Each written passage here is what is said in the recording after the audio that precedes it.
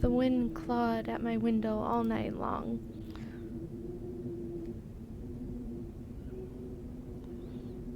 It wandered the fields and howled like a hungry beast. An endless song weaved from all sorts of voices, shrill, gentle, sneery, twinned in the air. They were shouting and laughing, and arguing about something. Someone was running through the snow while casting long shadows that would occasionally creep close to my bed. Our house had a mind of its own, the creaky old mind of a building that has seen a lot in its days and was seemingly trying to share its wisdom with the inhabitants. The lonely house faced the forest, and the desert and the dark green thicket gazed back with hollow eyes, rustling, whizzing, swaying back and forth. One would come out and stand at the edge of the forest to reassure themselves there was nobody behind the crooked trees. Fuzzy silhouettes swaying in the wind couldn't possibly do any harm. It's just a play of light and shadow. Just a play. I knew sorry. I knew it was just my imagination. I was already 12 after all. Still. Oh, it's a fox.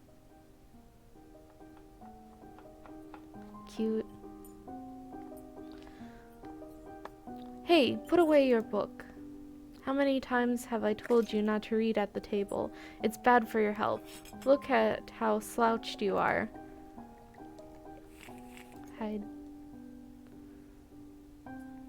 I didn't protest and put the book about Conan the Barbarian aside. I was stuck on a line I couldn't understand after reading it 3 times anyways. Olia had already finished her breakfast and was munching on some cookies. She was so enthusiastic that she looked like your typical girl from commercials. You're not going anywhere until you finish all of it. I, on the other hand, was still trying to drill a hole in the plate with my eyes, as if it would make the porridge disappear. Hazy anxiousness welled up inside, all because of the previous sleepless night, the black forest around our house, and the gloomy wind. The longer I waited, the colder the lumpy white substance became. Ew. It looked like a jellyfish from the Cousteau Odyssey. I love that show. Cousteau Odyssey? I think so. Okay. I wonder how horrifying the bottom of the ocean is, or how cold the black forest is at night. The spoon fell out of my hand. My mom showered me with a cold glare from her green eyes. What did I just say? I'll get it. I had 10 seconds to catch my breath before battling the nasty porridge once again. I felt around for the spoon. What is this, carved on the other side of the table? Karina. Hey, that's my mom's name. I guess she carved it out with something pointy when she was little. She sure was a rascal damaging the furniture like that. She would scold me for a week if I did something similar, though. Should I remind her about it? No, she's been in a bit of a bad mood lately. I imagined her being my age, sitting under this table. I wonder, was Mom afraid of the dark back then? Or the sounds coming from the attic? Or the thick forest? I imagine my grandma coming to sit into my little mom's room, sitting at the edge of her bed where Olia sleeps nowadays, and saying with her soft, smooth voice, Taiga is a special place, little girl. It's watching you closely, sniffing you out, trying to discern what kind of beast you are.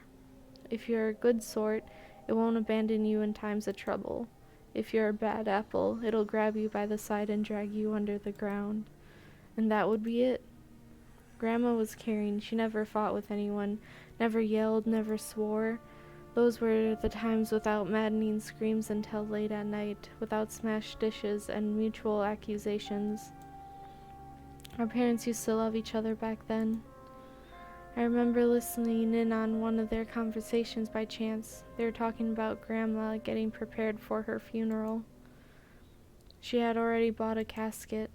She called it her cute funeral box. It waited for its time in the closet, patiently. It was black, upholstered, and meat-colored material on the inside. I saw it when my grandma was getting buried. The house didn't change since the time she was alive, only all of the photos were gone. Glass covered pictures with gray faces of my ancestors. They all had dead but watchful look in their eyes. I crawled out from under the table. Olia was done with her cookies and was looking at my share like a sly woodland critter. I turned my gaze toward the frosted window. There were a lot of dark pines outside, but they didn't grab my attention. The pattern of the frost formed a picture on the glass. Olia, look, it's a fox. Where? It looked almost like those optical illusion thingies they put on the back of student notebooks. A mixture of lines at first glance, but if you blur your vision a little bit and look under a certain angle. Not outside, on the window. Look, there's the nose, and here's... Hey, eat up. Yes, just a moment. I don't see anything. Hurry up, there's not much left. There it is, but it still doesn't look like one. I'm telling you, it does. Nuh-uh. It does. Stop it. These kids, I swear. Now I couldn't see the fox either. It disappeared. Went away. Only the frosty pattern similar to the stretched out nettle leaves kept creeping up the glass. My dad entered the kitchen with long measured steps. I want to have a beard like his when I grow up. My mom always asked jokingly, come on, shave it off, it stings. This was long ago. Nowadays, rumbling doors and witty comebacks were an everyday occurrence. Olia always covers her ears whenever she hears something like, what's the point in all this, through the wall. It's for all your sake, Dad would reply, for the sake of our family. I always caught every sound in fear of hearing the most dreaded, the deadliest word that started with a D.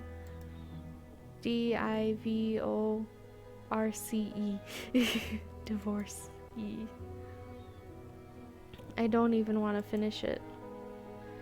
It was scary to imagine that me and my little sister could be torn apart and taken into two different families. Anyway, our fox is nothing. I have an owl on my window. You and your owl talk again.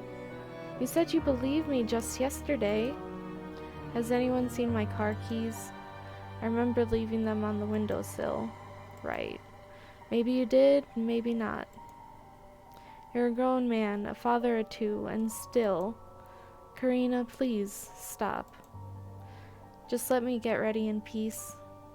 Your keys are in the basket near the phone. Well, thank you very much. Anton, stop making a martyr out of yourself and finish eating already. And the owl. There was no owl. But there was one. It had giant glowing eyes. Olia sprung up from the chair and placed her hands on her little face, imitating a pair of eyes with her fingers the size of an apple each. Last year you had a bye-bye in your closet, and now this owl. But I saw it. Olia shifted her gaze back and forth from Dad to Mom to me, but couldn't find any support. Have you thought about befriending it? You know, like feeding it with imaginary mice? Don't bully our girl. She's just afraid to sleep alone because she's still little. Olia pouted her lips in rebellion and rushed into the hallway. The staircase that led to the second floor creaked. Mom gave Dad a strict look. Oh, that look in her eyes. It was so uncomfortable to be pinned under it. Dad just snorted in reply and left, ringing with the keys he just found. A minute had passed and the theme song of The Little Mermaid echoed through the house. It was stored on incredibly worn-out cassette tape, which had already had to be glued together once. It's so easy to fix objects by gluing them back together, for example, but how do you fix a relationship? Mom moved to the living room and I was left alone, anxiously stealing glances at the window.